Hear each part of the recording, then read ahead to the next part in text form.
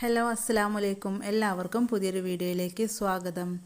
നല്ല പഴുത്ത നേന്ത്രപ്പഴം കൊണ്ട് നല്ലൊരു സ്നാക്കിൻ്റെ റെസിപ്പി ആയിട്ടാണ് ഇന്ന് വന്നിട്ടുള്ളത്. ഏകദേശം ഈ ഒരു സ്നാക്ക് പഴംപൊരിയുടെ പോലെയൊക്കെയാണ്, പക്ഷെ നമ്മളിത് തയ്യാറാക്കിയിട്ടുള്ളത് വളരെ വ്യത്യസ്തമായിട്ടാണ്. അതുകൊണ്ട് തന്നെ ഇത് വളരെ വ്യത്യസ്തമായിട്ടുള്ളൊരു രുചിയും കൂടെയാണ്. അപ്പോൾ ഇതെങ്ങനെ ഉണ്ടാക്കിയെടുക്കാൻ നോക്കാം. അതിനു മുന്നേ നമ്മുടെ ചാനൽ ആദ്യമായിട്ട് കാണുന്നവരൊക്കെ ഉണ്ടെങ്കിൽ ഒന്ന് സബ്സ്ക്രൈബ് ചെയ്യുക. അതുപോലെ തന്നെ വീഡിയോ കണ്ടുകൊണ്ടിരിക്കുമ്പോൾ തന്നെ ഇഷ്ടപ്പെടുകയാണെങ്കിൽ ഒന്ന് ലൈക്ക് ചെയ്ത് സപ്പോർട്ട് ചെയ്യുക. അപ്പോൾ നേരെ നമുക്ക് വീഡിയോയിലേക്ക് പോകാം. അപ്പോൾ ഈ ഒരു സ്നാക്ക് തയ്യാറാക്കിയെടുക്കാൻ വേണ്ടിയിട്ട് നമ്മൾ എടുക്കുന്ന പഴം നല്ല പഴുത്തത് എടുക്കുക കേട്ടോ.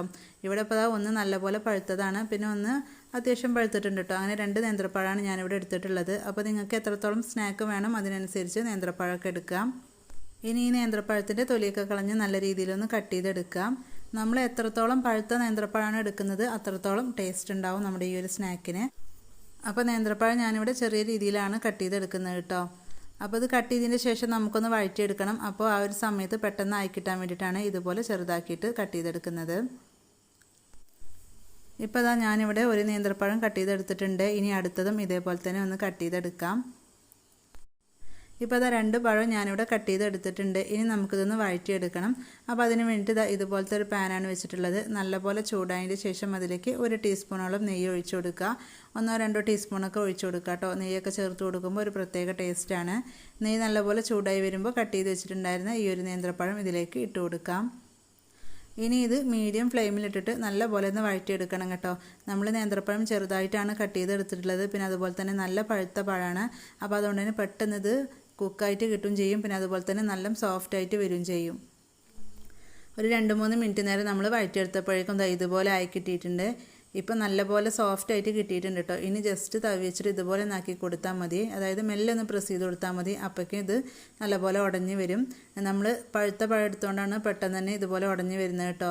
നമ്മൾ പഴുക്കാത്ത പഴമൊക്കെ എടുക്കുകയാണെങ്കിൽ ഈ ഒരു സമയത്ത് നല്ല കട്ടിയായിരിക്കും, അതായത് സോഫ്റ്റായിട്ട് വരില്ല. അപ്പോൾ അതുകൊണ്ട് തന്നെ ഈ ഒരു സ്നാക്ക് തയ്യാറാക്കുമ്പോൾ പ്രത്യേകം ശ്രദ്ധിക്കുക. അത്യാവശ്യം നല്ല രീതിയിൽ പഴുത്ത പഴം വേണം എടുക്കാൻ. ഇപ്പോൾ നമ്മുടെ പഴക്കത ഇതുപോലെ ആയി കിട്ടിയിട്ടുണ്ട്. അപ്പോൾ പഴമൊക്കെ ഇതുപോലെ ആയി കിട്ടിയിട്ടുണ്ടെങ്കിൽ ഇനി ഇതിലേക്ക് തേങ്ങയാണ് കേട്ടോ ചേർത്ത് കൊടുക്കുന്നത്. ഞാനിവിടെ ഒരു 1/4 കപ്പോളം തേങ്ങയാണ് ചേർത്ത് കൊടുക്കുന്നത്. തേങ്ങ നമ്മുടെ ഇഷ്ടത്തിനനുസരിച്ച് കൂട്ടിയിട്ടും കുറച്ചിട്ടൊക്കെ എടുക്കാം കേട്ടോ. അതായത് ഞാനിവിടെ 1/4 കപ്പാണ് ചേർത്ത് കൊടുത്തിട്ടുള്ളത്. നിങ്ങൾക്ക് വേണമെങ്കിൽ 1/2 കപ്പ് ചേർത്ത് കൊടുക്കുക. ഇനി ഇത്ര വേണ്ട, ഒരു 2 ടേബിൾ സ്പൂൺ മാത്രം മതിയെങ്കിൽ അങ്ങനെ ചേർത്ത് കൊടുക്കുക കേട്ടോ. ഈ തേങ്ങ ചേർത്ത് കൊടുത്തതിന് ശേഷം നമ്മൾ ഒരുപാടൊന്നും വഴറ്റിയെടുക്കേണ്ട ആവശ്യമില്ല. ജസ്റ്റ് ഒന്ന് മിക്സ് ചെയ്തെടുത്താൽ മാത്രം മതി. അപ്പോൾ തേങ്ങൻ്റെ ആ ഒരു വെള്ളപ്പറ്റൊന്നും മാറിക്കിട്ടേണ്ട ആവശ്യമില്ല കേട്ടോ. പഴവും തേങ്ങയും പാടെ നല്ലപോലെ ഒന്ന് മിക്സ് ആയി കിട്ടിയാൽ മാത്രം മതി. 1 മിനിറ്റ് സമയം മാത്രം ഇതുപോലെ ഒന്ന് മിക്സ് ചെയ്തെടുത്താൽ മതി കേട്ടോ. അപ്പോഴേക്കും ഇത് റെഡി ആയിട്ട് കിട്ടും.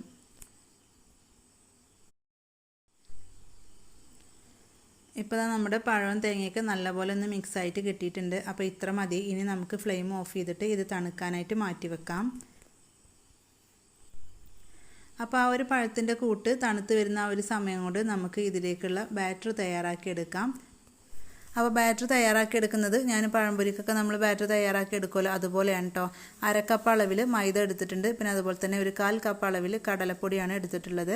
1 ടേബിൾ സ്പൂണോളം അരിപ്പൊടിയും കൂടെ ചേർത്ത് കൊടുത്തിട്ടുണ്ട്. അരിപ്പൊടി ചേർത്ത് കൊടുക്കുമ്പോൾ പുറം വശം നല്ല ക്രിസ്പി ആയിട്ട് കിട്ടും. വെറും മൈദ വെച്ചിട്ട് വേണമെങ്കിൽ നിങ്ങൾക്ക് ഈ ഒരു ബാറ്റർ തയ്യാറാക്കിയെടുക്കാം കേട്ടോ.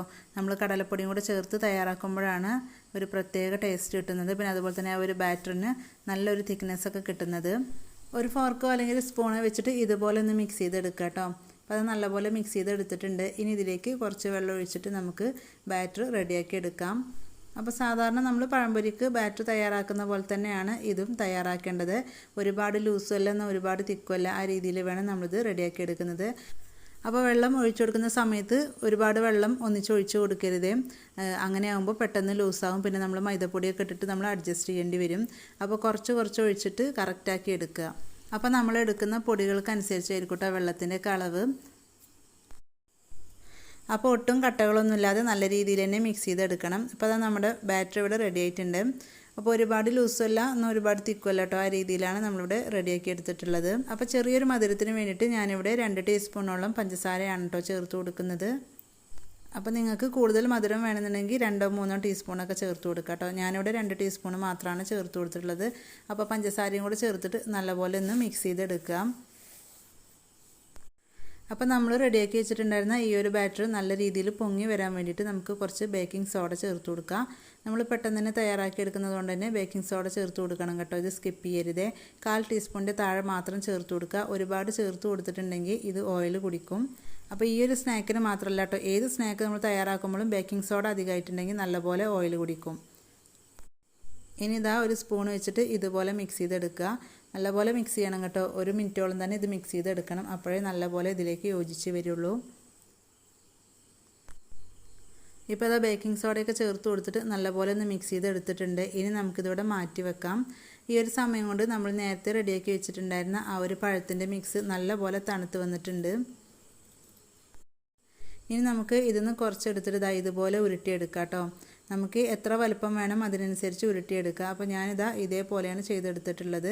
നിങ്ങൾക്ക് റൗണ്ട് ഷേപ്പിൽ വേണമെങ്കിലും തയ്യാറാക്കിയെടുക്കാം. അപ്പോൾ ഞാനിതാ ഇതുപോലെ കുറച്ച് നീളത്തിലാണ് റെഡിയാക്കി എടുത്തിട്ടുള്ളത്.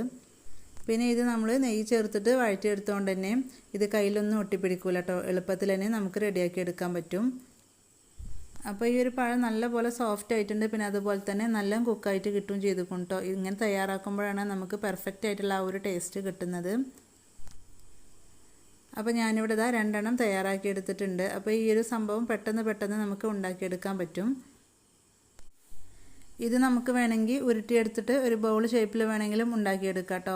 അപ്പോൾ നിങ്ങൾക്ക് ഏതാണോ എളുപ്പം ആ ഒരു രീതിയിൽ തയ്യാറാക്കിയെടുക്കാം. അപ്പോൾ ഇതേപോലെ നമുക്ക് ബാക്കിയുള്ളതെല്ലാം തന്നെ ഉണ്ടാക്കിയെടുക്കാം. അപ്പോൾ ഞാനിതാ ഇവിടെ മുഴുവനായിട്ടും ഉരുട്ടിയെടുത്തിട്ടുണ്ട്. അപ്പോൾ ഇനി നമ്മൾ മാറ്റി വെക്കേണ്ട ആവശ്യമൊന്നുമില്ല. പെട്ടെന്ന് തന്നെ നമുക്കിത് ഫ്രൈ ചെയ്തെടുക്കാം. അപ്പോൾ നമ്മുടെ ഒരു സ്നാക്കിന് നല്ലൊരു കളർ കിട്ടാൻ വേണ്ടിയിട്ട് ബാറ്ററിലേക്ക് 1/4 ടീസ്പൂണോളം മഞ്ഞൾപ്പൊടി ചേർത്ത് കൊടുക്കുന്നുണ്ട്. ഈ ഒരു മഞ്ഞൾപ്പൊടി ചേർത്ത് കൊടുത്തിട്ട് നല്ലപോലെ ഒന്ന് മിക്സ് ചെയ്തെടുക്കാം. അപ്പോൾ ഏറ്റവും ലാസ്റ്റ് തന്നെ മഞ്ഞൾപ്പൊടി ചേർത്ത് കൊടുത്താൽ മതി കേട്ടോ. കാരണം നമ്മൾ ബേക്കിംഗ് സോഡ ചേർത്ത് കൊടുത്തതാണ്. അപ്പോൾ നമ്മൾ ആദ്യം തന്നെ മഞ്ഞൾപ്പൊടിയും ബേക്കിംഗ് സോഡയും ഒപ്പം ചേർത്ത് കൊടുത്തിട്ടുണ്ടെങ്കിൽ ഇത് നമ്മൾ ഫ്രൈ ചെയ്തെടുക്കുന്ന സമയത്ത് ഇതിൻ്റെ കളർ മാറും. അപ്പോൾ ഏറ്റവും ലാസ്റ്റ് മഞ്ഞൾപ്പൊടി ചേർത്ത് കൊടുത്താൽ നല്ലപോലെ കളറായിട്ട് കിട്ടും. ഇനി നമുക്ക് സ്നാക്ക് തയ്യാറാക്കി എടുക്കാം. സാധാരണ പഴംപൊരി തയ്യാറാക്കുന്ന പോലെ തന്നെ കേട്ടോ. ആ ഒരു ബാറ്ററിൽ നല്ലപോലെ ഡിപ്പ് ചെയ്തതിന് ശേഷം മീഡിയം ഫ്ലെയിമിലിട്ടിട്ട് നല്ലപോലെ ഓയിൽ ചൂടാക്കി എടുക്കുക കേട്ടോ. എന്നിട്ട് അതിലേക്ക് ഇതുപോലെ ഓരോന്ന് ഇട്ട് കൊടുക്കുക. അപ്പോൾ നമ്മൾ ഫ്രൈ ചെയ്തെടുക്കാൻ എടുത്ത പാത്രത്തിൻ്റെ വലിപ്പത്തിനനുസരിച്ച് എത്ര വേണമെങ്കിലും ഇട്ട് കൊടുക്കാം. ഏകദേശം ഇത് പഴംപൊരി തയ്യാറാക്കുന്ന പോലെ തന്നെയാണ്. പക്ഷേ നമ്മൾ പഴം നല്ലപോലെ നെയ്യിലൊക്കെ വഴറ്റിയെടുത്തതാണ്. പിന്നെ അതുപോലെ തന്നെ തേങ്ങയൊക്കെ ചേർത്ത് കൊടുത്തതാണ്. അപ്പോൾ അതുകൊണ്ട് തന്നെ ഇത് കഴിക്കുന്ന സമയത്ത് നെയ്യിൻ്റെ ആ ഒരു ടേസ്റ്റൊക്കെ കിട്ടുമ്പോൾ ഒരു പ്രത്യേക ടേസ്റ്റാണ്. ഇപ്പോൾ അതാ ഒരു സൈഡ് ആയിട്ടുണ്ട്. നമുക്കിനി തിരിച്ചിട്ട് കൊടുക്കാം. സാധാരണ നമ്മൾ പഴംപൊരി റെഡിയാക്കി എടുക്കുന്ന പോലെ തന്നെയാണ് കേട്ടോ. 2 സൈഡും തിരിച്ചും മറിച്ചിട്ടൊക്കെ നല്ലപോലെ ഒന്ന് ഫ്രൈ ചെയ്തെടുക്കാം. അപ്പോൾ ഈ ഒരു കളറാകുമ്പോൾ നമുക്ക് ഓയിലിൽ നിന്നും കോരി മാറ്റാം. അപ്പോൾ അടുത്തത് നമുക്ക് ഇതേപോലെ തന്നെ ഫ്രൈ ചെയ്തെടുക്കാം. ഈ ഒരു സമയത്ത് ഓയിൽ നല്ലപോലെ ചൂടാണെങ്കിൽ നമുക്ക് ലോ ഫ്ലെയിമിലേക്ക് ഇട്ട് കൊടുക്കാം കേട്ടോ. എന്നിട്ട് പെട്ടെന്ന് തയ്യാറാക്കിയെടുക്കാം.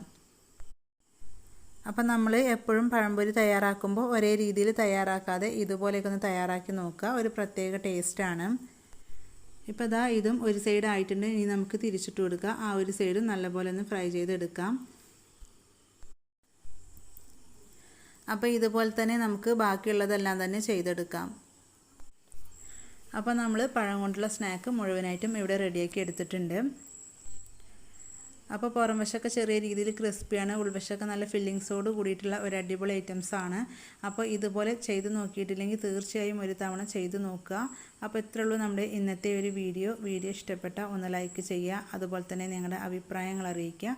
ഫ്രണ്ട്സിനും ഫാമിലിക്കും ഷെയർ ചെയ്ത് സപ്പോർട്ട് ചെയ്യുക.